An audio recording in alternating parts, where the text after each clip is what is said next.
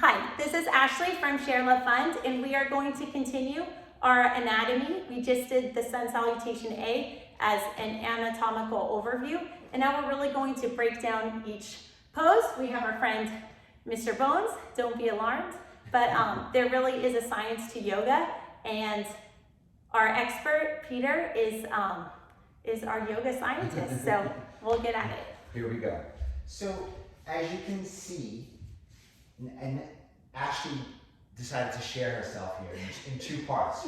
She took her bones outside of her. So anyway, that's just a little corny anatomy joke. So in mountain pose, so actually just for camera purposes, just turn straight for mountain pose. Okay. So in mountain pose, and I'm going to bring our friend next to her, just very briefly. These are the bones that are within our body. And when you're doing yoga, obviously this is not how you look, but in your body, you have all of these bones, and in order to stand, this guy can't stand unless he had muscles.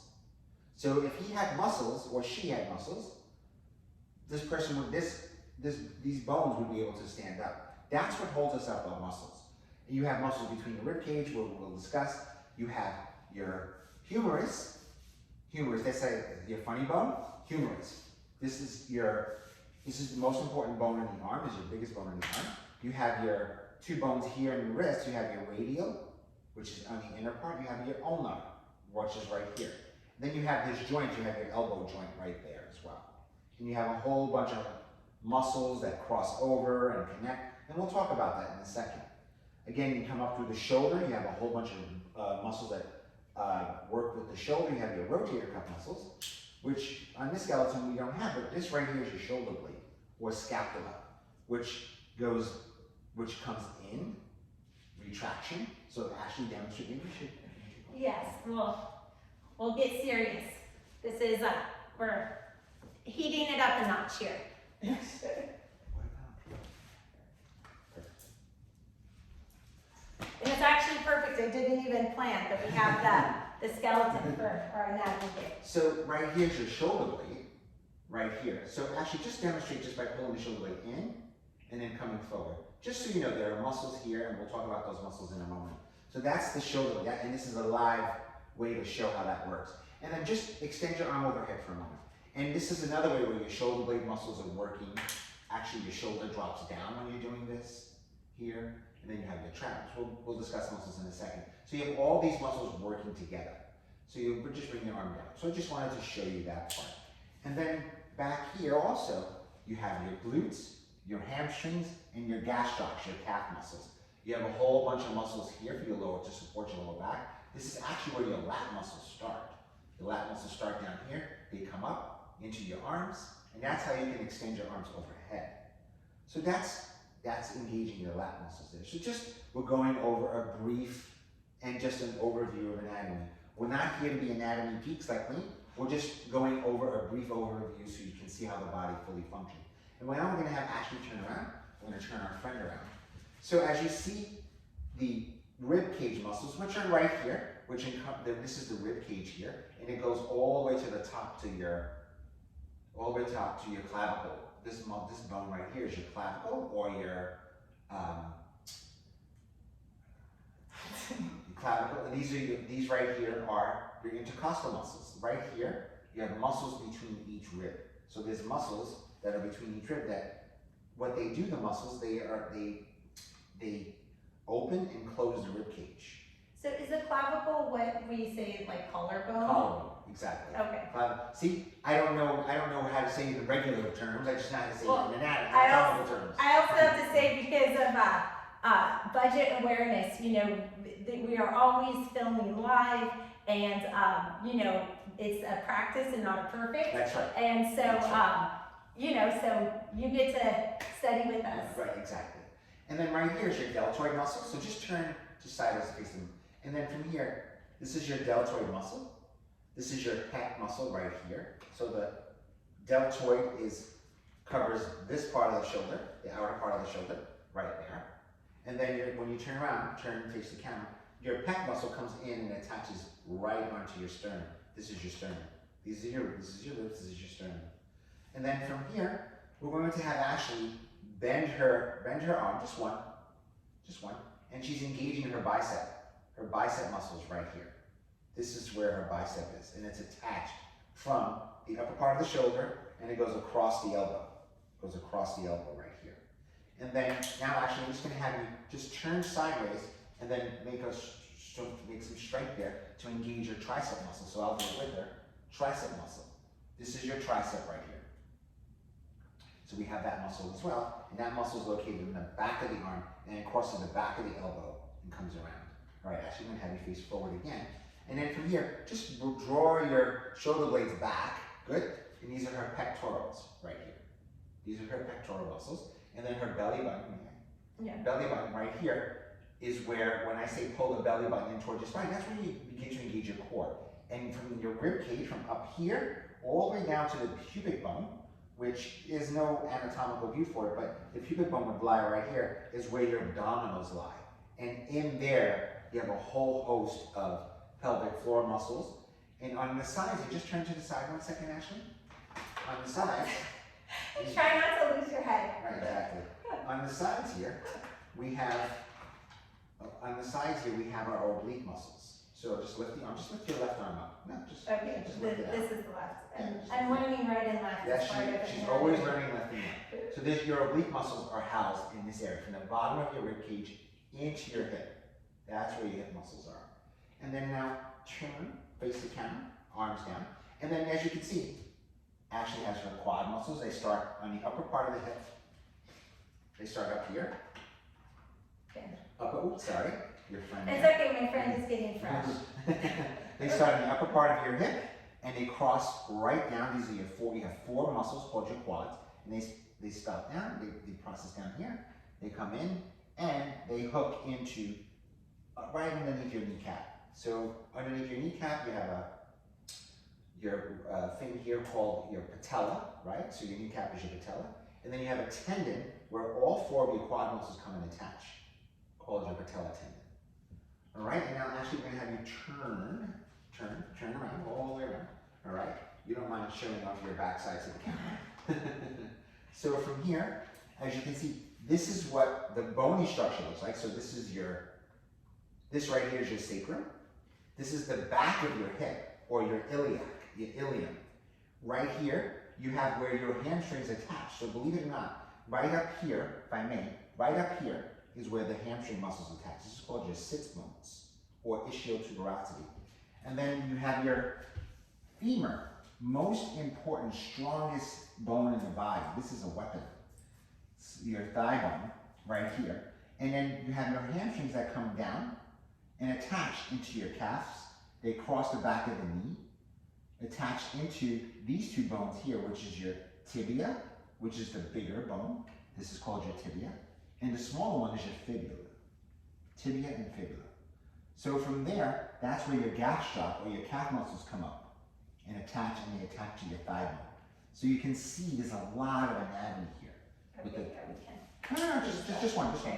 This is your calf muscle right here. They come up and cross. They cross and attach here. Then you have your hamstring muscles that come up and they attach up to your upper inner thigh. The back part of the upper inner thigh. All right, Ashley. So I'm going to put Mr. Bones off to the side. And now we're going to go over sun salutation. So now everyone has had an anatomy and has had a review. You're very welcome. So now we're just going to go through a quick sun salutation like we did in the first video. We did all the muscles. We did most of the muscles in this video, but we're going to discuss a little bit more. So from here, Ashley, what I suggest is just come to mountain pose. Find your center in your mountain pose. And then in this mountain pose, just begin to close your eyes and have a soft gaze. Find your center, find your breath. And then from here, she see all the muscles that's engaged and strengthening here. When she's in this mountain pose, you can see the rib cage is opening and flaring a little bit here. Just so you know anatomically, you see her quad muscles engaged, her hamstrings are engaged, her glutes, her calf muscles are engaged as well. And then just turn to face the camera 1 second. Backside. you can see in this mountain pose also that her shoulder blades begin to come in. And in between here are called rhomboids. Rhomboids, what they do is they protract and retract the shoulder blades.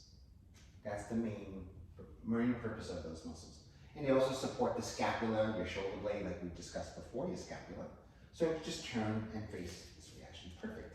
Good. So I just wanted to show you what's going on and how many muscles are actually working in mountain pose.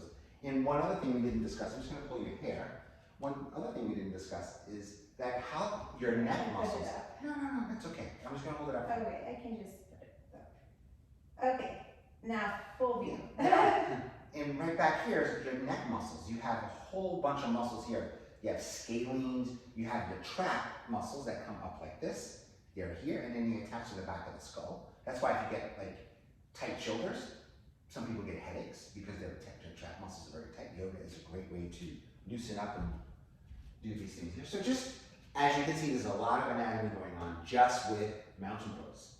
So from here, in mountain pose, as is the most important posture in yoga. If you don't learn mountain pose, don't learn the other postures, because you take mountain pose and apply it to every posture, and you'll see why.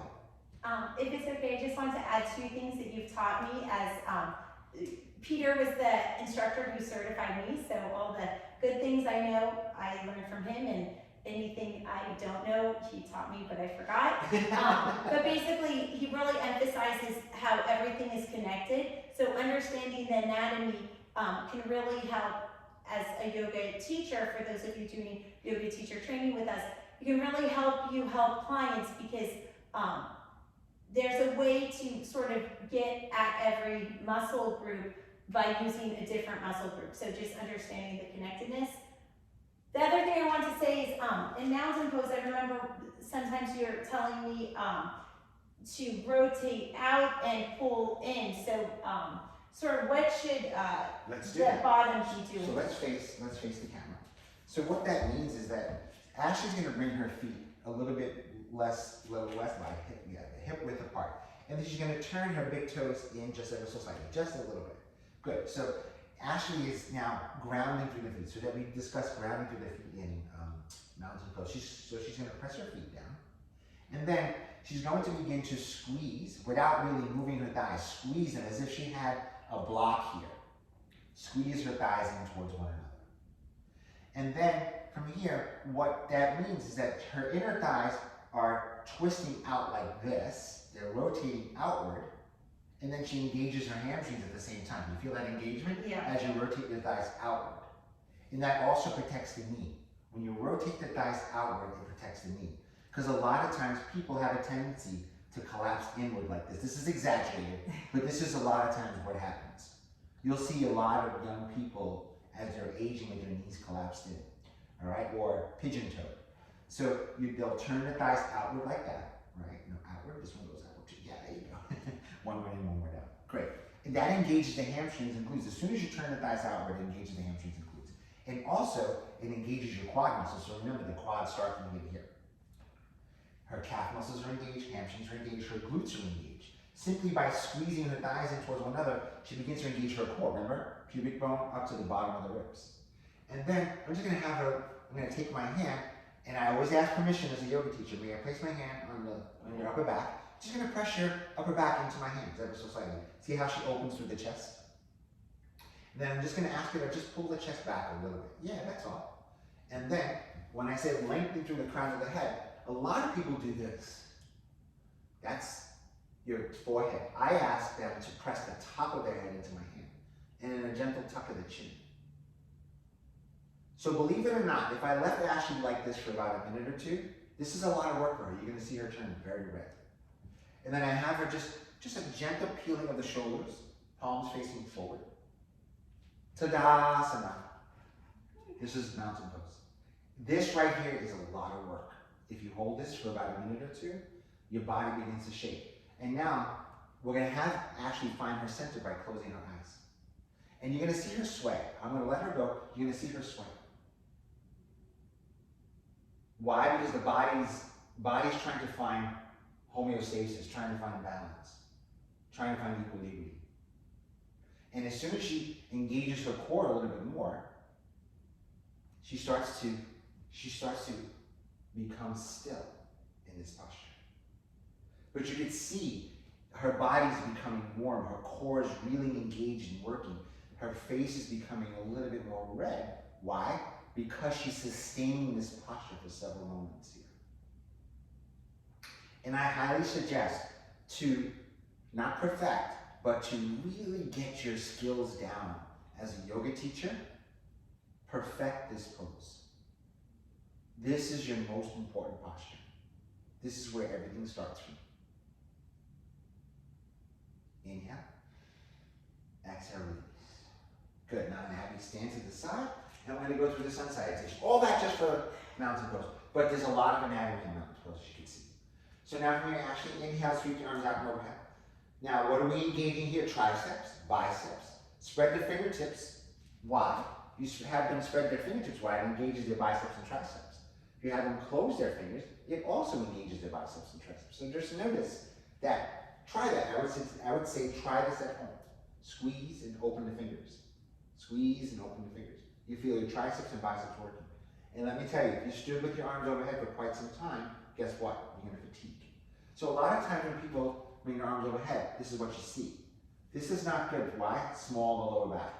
Engage the core, tuck the chin back, pull the chest back at the same time. So you see this is for Ashley. And if a person has some issues with their arms going up and overhead, you would have them bring their arms out like this first, then overhead. Just a different way of doing anatomy. So, right here, Ashley has her shoulder blades engaged. So just turn, just a little, that's it. You see her shoulder blades engaged right there. You see all of that power, all of that strength, just to hold these posture. And you see her, these shoulder muscles have dropped down, her trap muscles have dropped down. All right, great, Ashley. Nice, really good. Now from here, inhale, arms up again. Exhale, forward fold.